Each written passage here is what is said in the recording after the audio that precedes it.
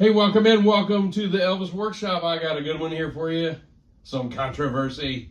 No, not really. Well, a little bit. So my last video that I made, welcome in again, and by the way, and thank you for watching, subscribing, liking, and all that stuff. If you like it, pass it around to your friends, let them know.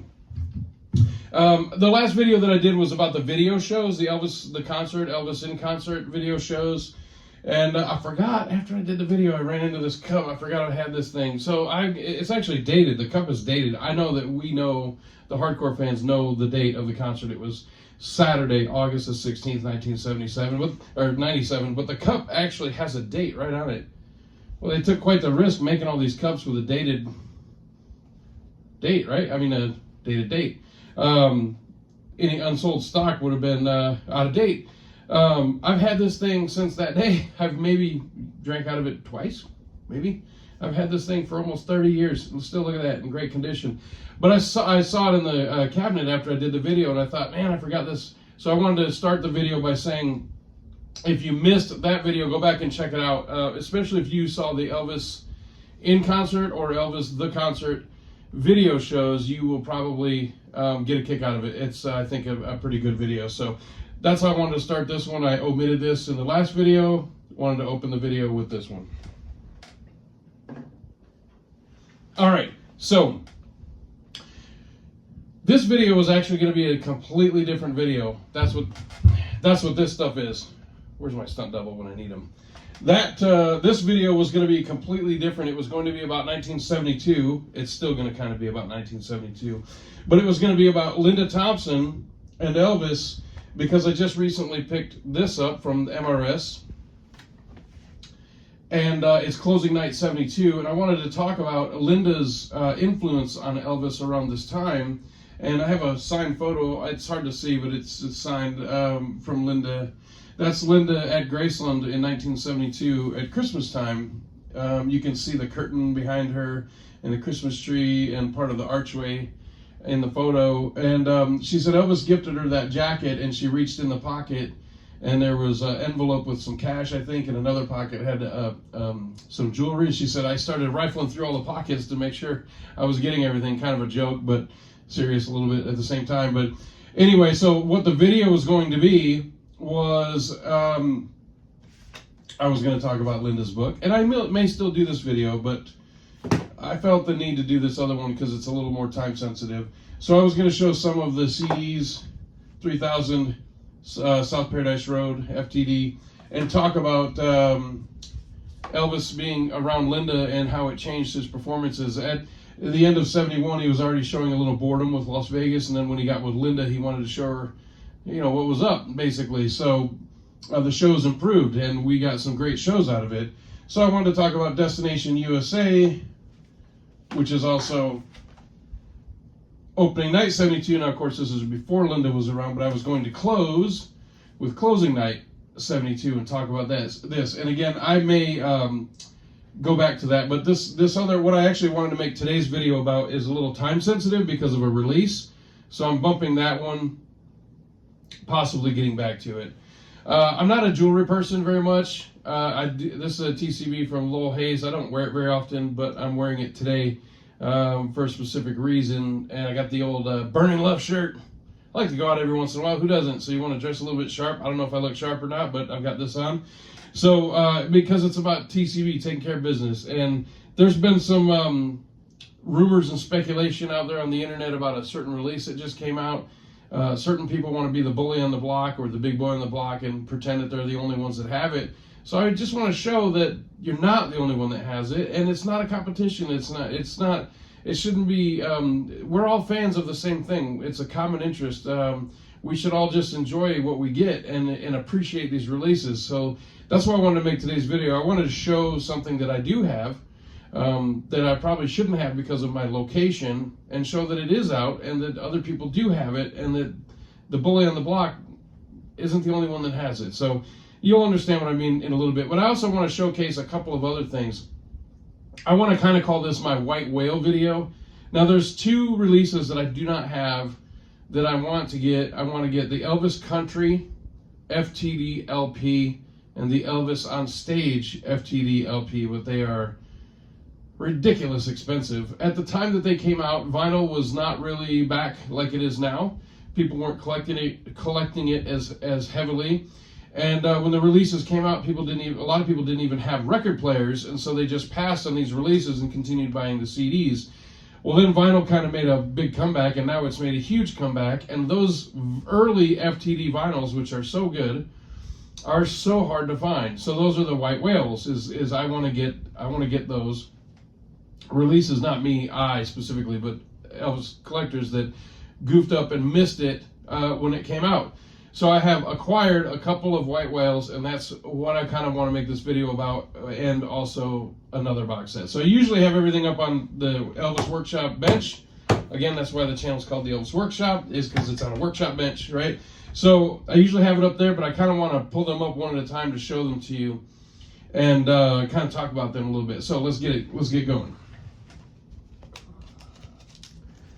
So these are not white whale things, but this I just ran across, and I thought this is super cool. I picked this up just the other day.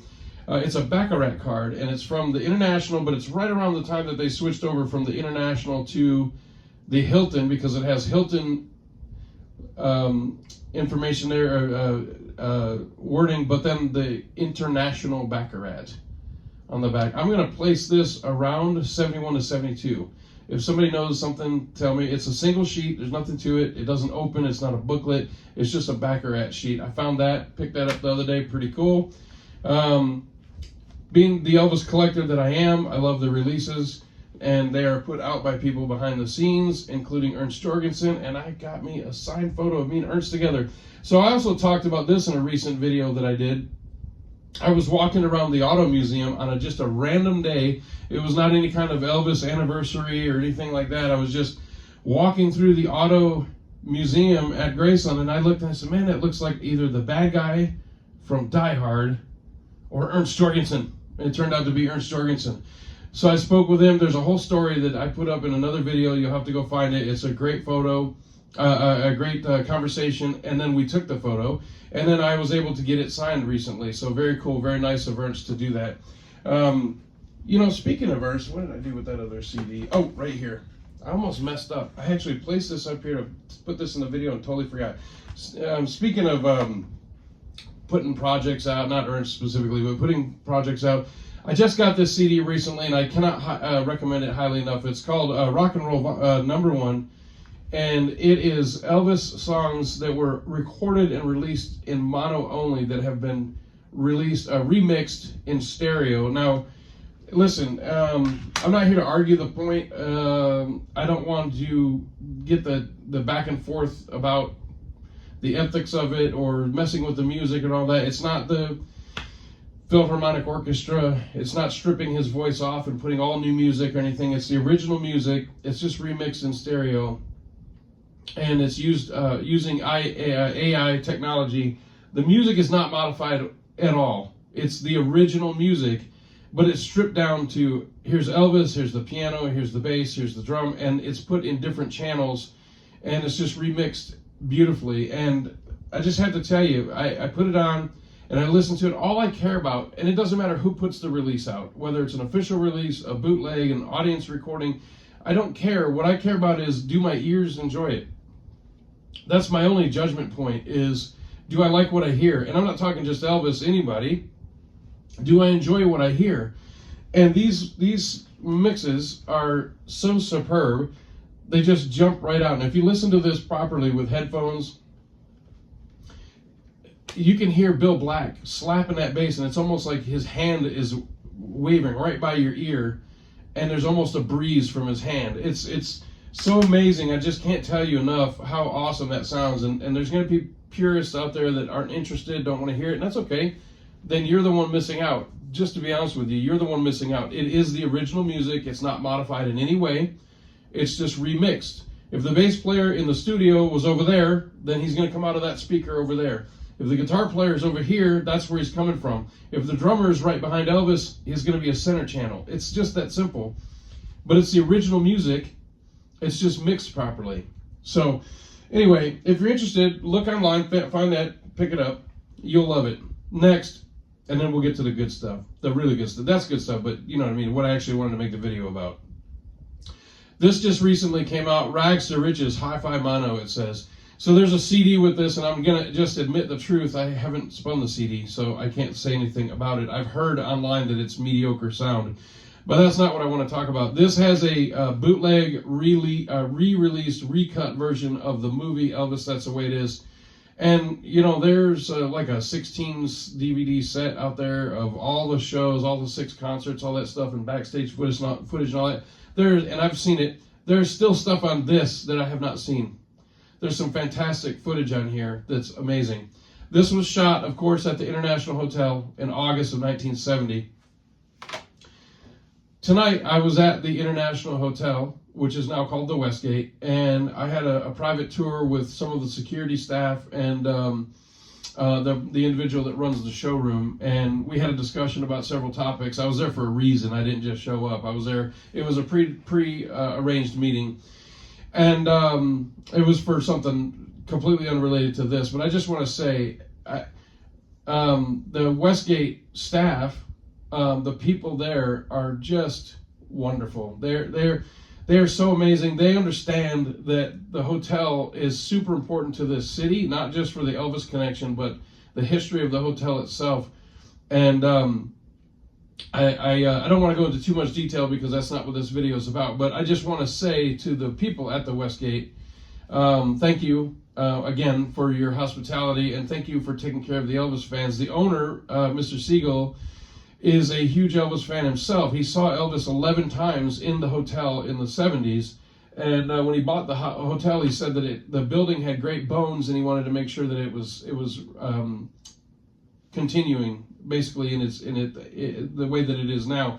And they're very welcoming to Elvis fans, and very appreciative that they come in. So if you do go in, just be respectful. Just request security and tell them that you're an Elvis fan and where you came from, and that you'd like to see some cool things around the hotel. And they're very welcoming, and they'll take you around and show you some things. You may not get to see everything, but you'll get to see some cool stuff, and it'll be worth your time. So anyway, speaking of the International, so let's get to the video, the subject of the video, white whales.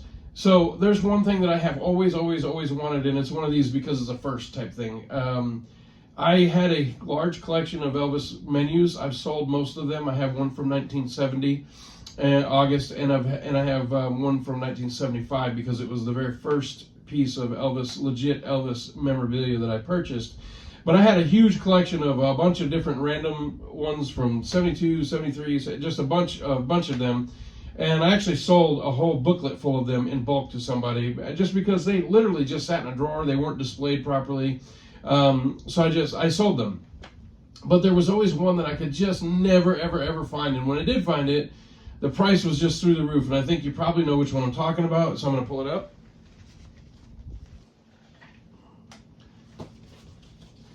$1969, July 1969 into August.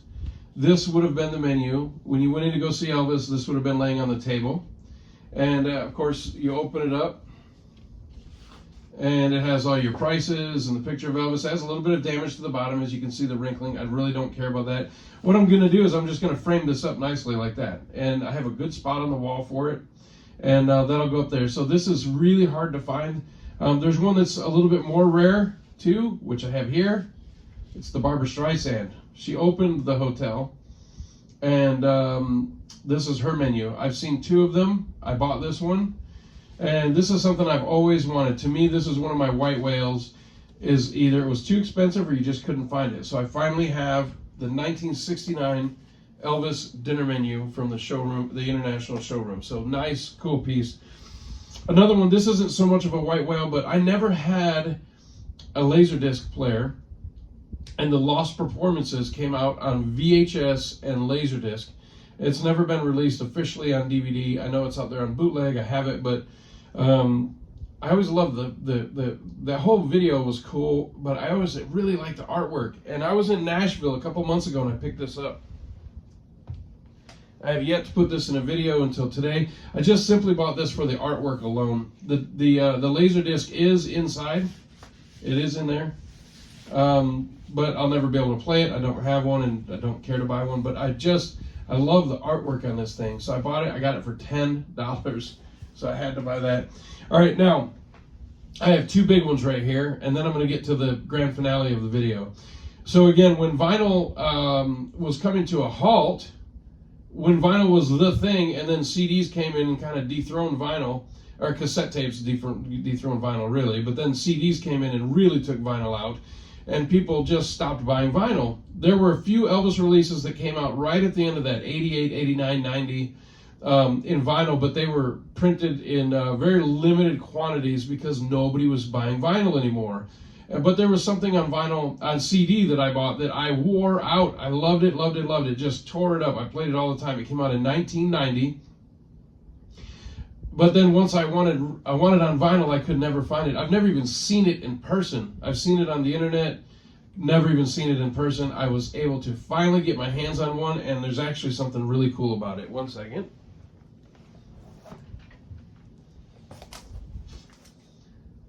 Collector's Gold. 3 LP set. Hollywood, Nashville, live in Las Vegas. I wore this thing out on CD and cassette.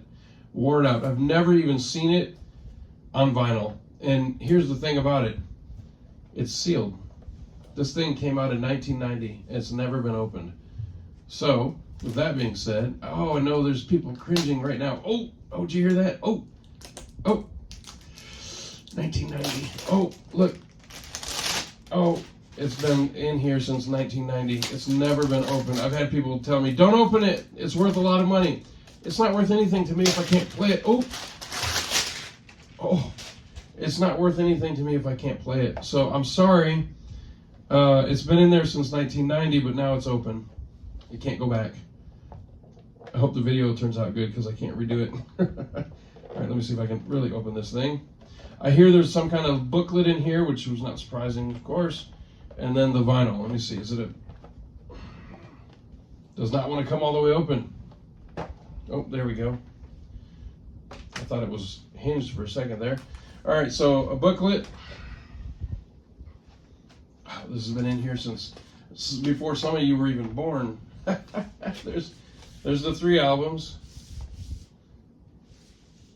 Wow, look at that. It's a thin paper sleeve, very thin paper sleeve, black vinyl, pink label. I'm sure the other ones are blue and tan.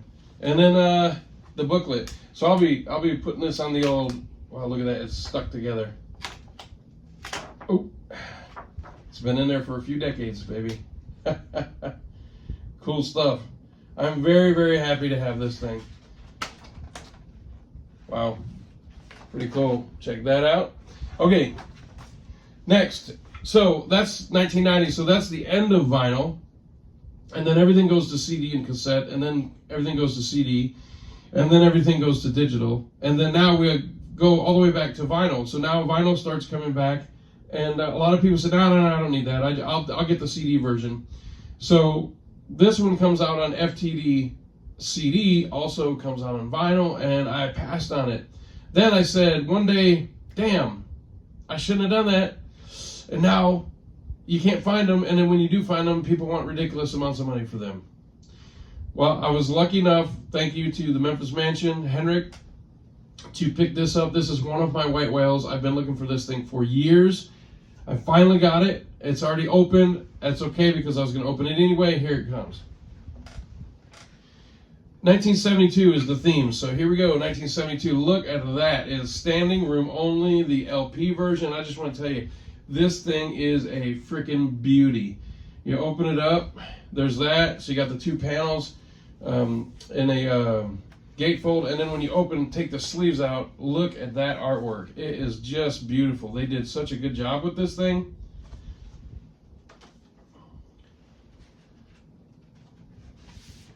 Look at that photo. Great shot.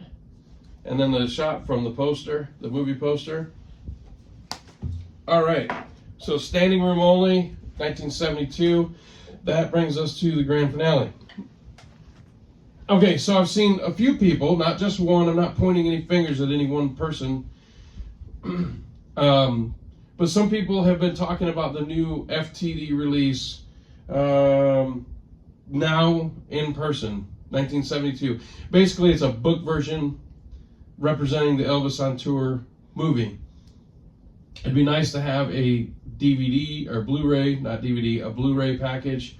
Hopefully, Baz Luhrmann is going to take care of that, but this is what we have now. So the release was announced right at a release time. It was announced that there was a production problem with at least one of the CDs having errors on it, and it was going to be delayed several weeks. And then in the last week or so, it's been announced, hey, it's out. And there's been some question and doubt as to whether some people actually had it or not. I don't know why. It's not a competition. Who cares? So I just wanted to make this video. That's why I said earlier it's time sensitive. So I want to make this video. Oh, hold on. Oh. This thing is a beast. And I'm here to tell you, for those of you saying that people don't have it, it's out. I have it right there. You see this? And I have another thing to tell you. So the FTD label comes out of Denmark, and I live in Las Vegas. So when I pre-order an FTD, I have to wait until the release date. Once the release date comes and goes, the CDs or DVDs or whatever the hell it is shipped from Denmark through customs to the United States to wherever Shop Elvis or Graceland.com, their shop vendor is. I don't know if it's Memphis. I have no idea where it is really. But the CDs, whatever, let's just say CD for the sake of the conversation, goes there. Then it's pushed through customs, takes some time to get over there. And then it's repackaged individually and then shipped out from there to the buyer, me, in this case. And it can take up to 6 and sometimes 8 weeks. Sometimes when an FTD comes out, it takes up to 2 months for me to get it on a pre-order. Now, usually that's the way it is in the United States for people overseas, for us, what we call overseas, when something is released in the United States, and then they have to wait on it. So what's fair is fair. I'm not complaining, I'm just telling you the process. When an FTD is released, for me to actually have it in my hands, sometimes it takes up to 2 months. So this thing has been out for just a couple of days. I've actually had it for about 2 weeks. I just haven't said anything. I've had it. It's been here.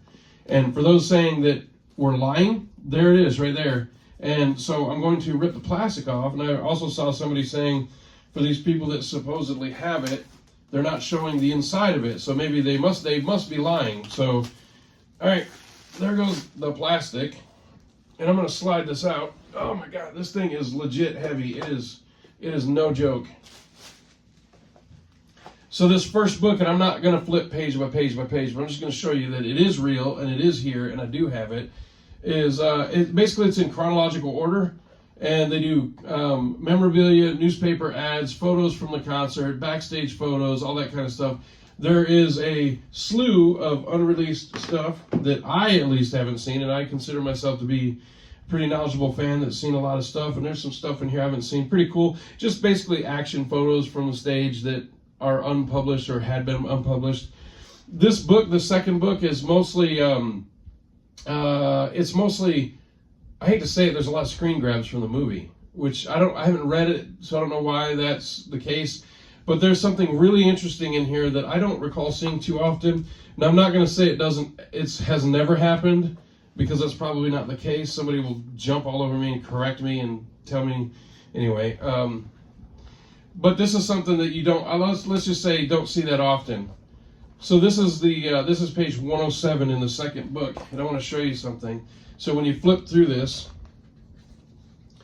they actually acknowledge bootlegs, which I thought was very interesting. So they talk about the different releases that make up all of the stuff surrounding the movie, and they talk about official releases, record store day releases, this kind of thing, and then they go over the FTD releases that are out there. Hope you can see some of that. And then, and I have all these, by the way. and then they talk about, let's see, where are we at? It's hard to read it upside down. They talk about, or did I already pass it? I might have already passed it while I'm flipping. I can't see it upside down. But they talk about unofficial releases, basically. They talk about, oh, here it is right there. Unofficial releases. And they show bootlegs, which I thought that was actually very big of them, because they're not just showing their own releases and only official releases. They care just about the project of Elvis on Tour in this package, so they're not being stuck up and only talking about things they put out. They're actually talking about bootlegs too, so I thought that was quite interesting. So is it a must-have? I would tell you, if you want to do it as an investment, you better buy one, because it's going to sell out because of the year and the topic that it covers and the packaging and what has happened with these other ones. So if you want it purely as an investment, you better buy it, because it's going to sell out and then you won't be able to get it. And if you do want to get it, you're going to pay a lot of money for it in the future. If you're a big Elvis on Tour era fan, 72, you'll enjoy it. The chronological performances and the newspaper articles and the writing about the different events is really interesting to look at. For the price, is it worth it for all this? Sure. If anything's worth what you're willing to pay for it, right? So I didn't go over the CDs because I just haven't had a deep dive on them. I have listened to them a little bit, but a lot of it's already been released. The sound on it is fantastic, of course. What would you expect? Well, you can expect a lot of stuff, but the sound is great on it. It's one of those debatable things. Paul Grenlund puts out amazing stuff. He has access to amazing stuff, things that he got himself during that time. I supported it. I bought it. I didn't get this for free. It's an advanced copy, but I did not get it for free. I certainly paid for it. I would just tell you that if you're thinking about it, you better just buy it, because you'll regret not having it. So anyway, that's today's video. I'll maybe go back to the other video that I was going to make and make that in the future. We'll see. I hope you liked the video, and I thought about it for about a week or so before I put it out. So thank you for watching. Go get you a Now in Person box set. It's now available. It's now out. And guess what? People do have it. So I got a new stunt double hound dog here. So what do you think of that guy? Look at that. If you don't like this video, you ain't nothing but a hound dog. Tell your friends, like, subscribe, share. Thank you again for watching. I hope you enjoyed the latest video of the Elvis Workshop, and I'll see you next time. Thank you very much.